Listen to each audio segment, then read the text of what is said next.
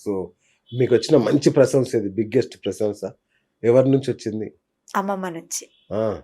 అంటే అమ్మమ్మ 90+ ఉంటాయి ఏజ్. అబ్బా! చూసిందా తను ఆ వీడియో? యెస్. ఓహ్!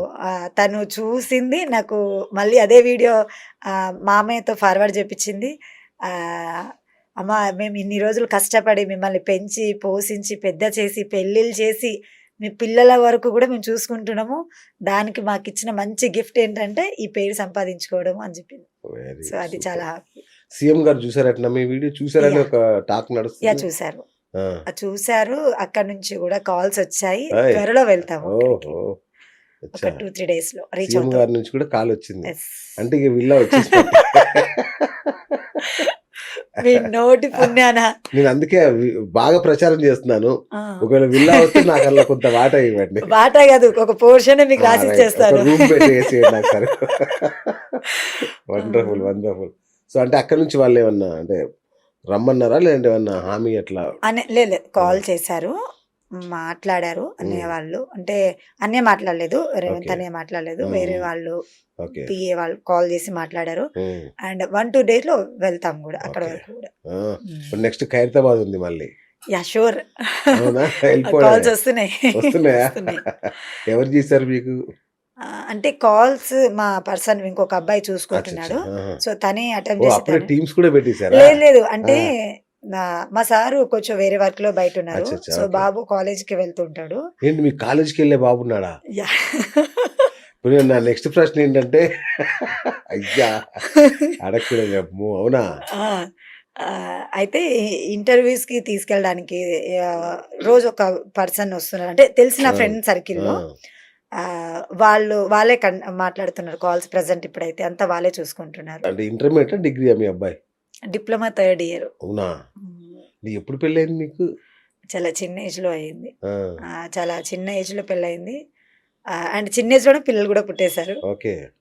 ఇగ వాళ్ళు చిన్న ఏజ్ అంటే మైనర్‌గా ఉన్నప్పుడే అయ్యుంటది. 12, 13 ఇయర్స్‌లో అయింది. అవునా? హ్మ్. ఎందుకు అంత చిన్న వయసులో? అంటే అమ్మమ్మ అమ్మ, నాన్న లేరు. ఓకే. మామూలు యాక్చువల్లీ అచ్చచ్చా! పేరెంట్స్ లేరు. ఓహ్! చాలా చిన్న తనంలోనే ఓహ్! చనిపోయారు. సారీ. ఆ! ఇంకా ఆ టైంలో మాకు ఎవరు లేరనమాట. అంటే ఓకే. అందరూ ఉండి అనాథలం అంటారు గదా! సో, హ్మ్. అట్లా హ్మ్. మేము. ఓహ్! ఆ టైంలో అమ్మమ్మ, తాతయ్య వాళ్ళు ఒక ఎడ్ల బండి కట్టించి దాంట్లో మమ్మల్ని తీసుకెళ్ళడం. అంటే ఏడ్చి, ఏడ్చి కూర్చోలేని పరిస్థితిలో మేము అప్పుడు. ఎందుకు?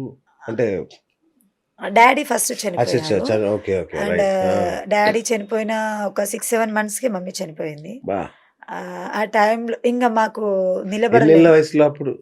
అప్పుడు ఒక 8, 9 ఇయర్స్ ఉంటది అంత నాకు చిన్నప్పుడే. అంతే. ఓకే. నాకు 9 ఇయర్స్ అంటే ఇంకా నాకంటే అచ్చచ్చా! చిన్నవాళ్ళిద్దరు ఆ! అవునా? చెల్లెవాళ్ళు. ఆ! ఇంకా వాళ్ళకసలు ఏం జరుగుతుందో గూడా తెలియని పరిస్థితి. బాబా! ఆ! ఆ టైంలో తాతయ్య వాళ్ళు ఇంకెవరు సపోర్ట్ చేయలేదు. అట్‌లీస్ట్ ఏడ్చి, ఏడ్చి మేము పడిపోతే మాకు నీళ్ళు గూడా పోయలేదు. అట్ బంధువులు లేరా ఊర్లో? ఉన్నారు.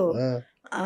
బంధువులెందుకు లేరు అసలు. మా బంధువులని చూసుకుంటే మనం లెక్క పెట్టలేము గూడా. ఆ! అంతమందే ఉన్నారు కానీ, మరేమో తెలీదు ఆ టైంలో. హ్మ్. ఎవరు సపోర్ట్ చేయలేదు, ఎవరు ఆదుకోలేదు, ఎవరు చూడలేదు.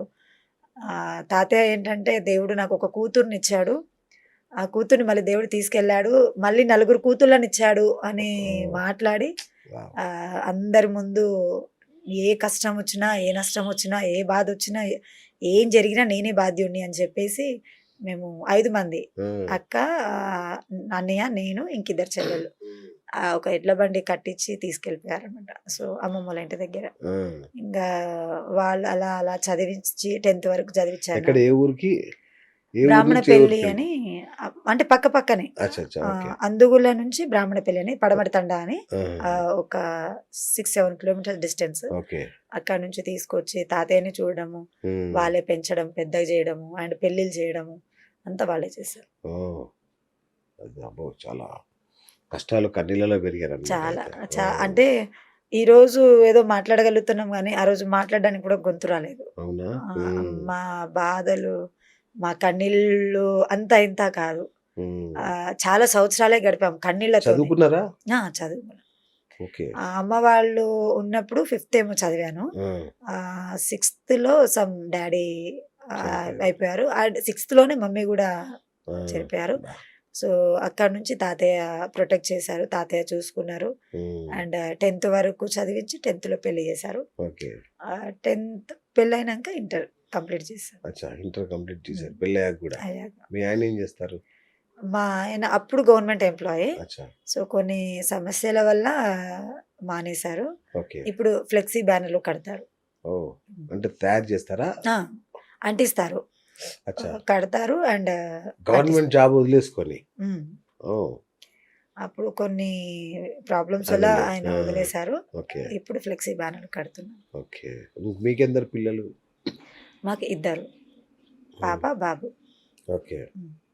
సో హ్యాపీ లైఫ్ ప్రస్తుతానికి, సూపర్ లైఫ్ లేదు, లేదా? ఏ troubles, okay. Problems, financial problems still ఇప్పటికీ కూడా చాలా ఉన్నాయి. ఉమ్. కానీ ఎవరు నమ్మరు. అది 50 లక్షలు అప్పు చేశారట, నిజమా? ఎందుకంత 50 లక్షలు?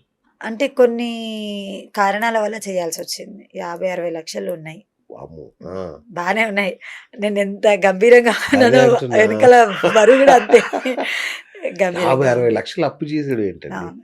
అంటే ఇల్లు కట్టడానికి ఏమన్నా ఆ ఆ టైప్ లో అంటే మా 30 గజాల ఇల్లు షేర్ ఉండేది. మార్కెట్ లో ఏమన్నా పెట్టారా? కొన్ని అలా కూడా అయ్యాయి. షేర్ అంటే మార్కెట్ షేర్ మార్కెట్ అని కూడా అనొద్దు. ఒకరికి నమ్మి ఇచ్చాము.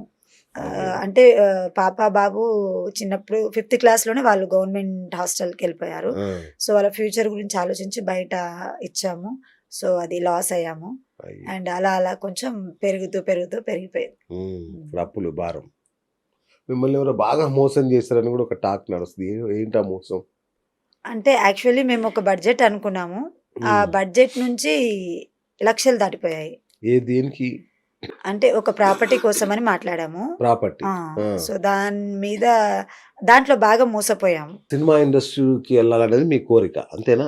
కోరిక అని కూడా చెప్పొచ్చు. ఎందుకంటే బాపు గారు ఏమన్నారంటే మొన్న పిలిచినప్పుడు ఎన్ని రోజులు కష్టపడతావు బేటా, అది ఉంటే అది చేస్తూ కూడా ఇది చేసుకోవచ్చు. సో నీ ఇబ్బందులు కొంచెం తీరే మార్గాలు ఇవి కాబట్టి సినిమాలలో కూడా ఖచ్చితంగా నేను అవకాశం ఇప్పిస్తాను అని చెప్పారు.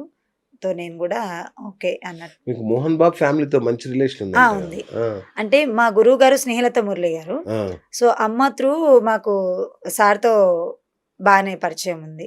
విష్ణు అనే వాళ్ళతో బాగానే మాట్లాడతాము. అండ్ స్మితా మేడంతో కూడా కొంచెం పరిచయం. అంటే అమ్మ త్రూ, డైరెక్ట్ నేను కాదు. స్నేహలత మురళి గారని మన గెడుగు రామ్మూర్తి వారి మునిమనవరాలు. సో మన ఇప్పుడైతే ఏవైతే పెళ్లి ప్రోగ్రాంలో ఆర్కెస్ట్రా ఇవన్నీ మనం ఏవైతే చేస్తున్నామో ఒకప్పుడు మొదలు పెట్టిందే తను. ఒక పెళ్లిలో ఇలా ఇంత సందడి చెయ్యొచ్చు, ఇన్ని కాన్సెప్ట్స్ ఉంటాయి. లైక్ హల్దీ ఫంక్షన్ కానివ్వండి, రిసెప్షన్ కానివ్వండి, పూల బంతుల ఆట కానివ్వండి, తర్వాత మాలల మార్పిడి కానివ్వండి, అప్పగింతలు కానివ్వండి, ఇవన్నీ ఒకానొక టైంలో ఉండేటివి. తర్వాత అవి అసలు టోటల్ మర్చిపోయారు. మళ్ళీ మా గురువు గారి నుంచే అది మొదలైంది. మా స్నేహలత అమ్మ త్రూనే అది స్టార్ట్ చేసిందే మా అమ్మగారు. సో ఆల్మోస్ట్ అమ్మ చెయ్యని ఫంక్షన్స్ లేవు, అమ్మ తిరగని దేశాలు ఊరు లేవు. అలా చేశారు మా గురువు గారు తను. అంటే మోహన్ బాబు వాళ్ళ ఇంట్లో ఏం చేశారు అంటే మంచు ఒక పెళ్లి అయింది, అండ్ మనోజ్ అన్న పెళ్లి కూడా అయింది. అండ్ సార్ది బర్త్డే ఉన్నా ఇంకేదన్నా సెలబ్రేట్ ఉన్నా మేము సర్ప్రైజ్ ఇచ్చేవాళ్ళం. అంటే అనే వాళ్ళ త్రూనే మేము వెళ్ళేవాళ్ళము అక్కడికి. మా ప్రోగ్రామ్ ఉందనే విషయము సార్ వాళ్ళకి కూడా తెలిసి ఉండేది కాదు. అండ్ మోహన్ బాబు సార్ వాళ్ళ మేడం ఉన్నారు కదా, అమ్మ అయితే నన్ను చాలా బాగా దగ్గర తీసుకుంటది. బాగా ప్రేమగా పలకరించడం, మాట్లాడడం బాగా చేస్తారు.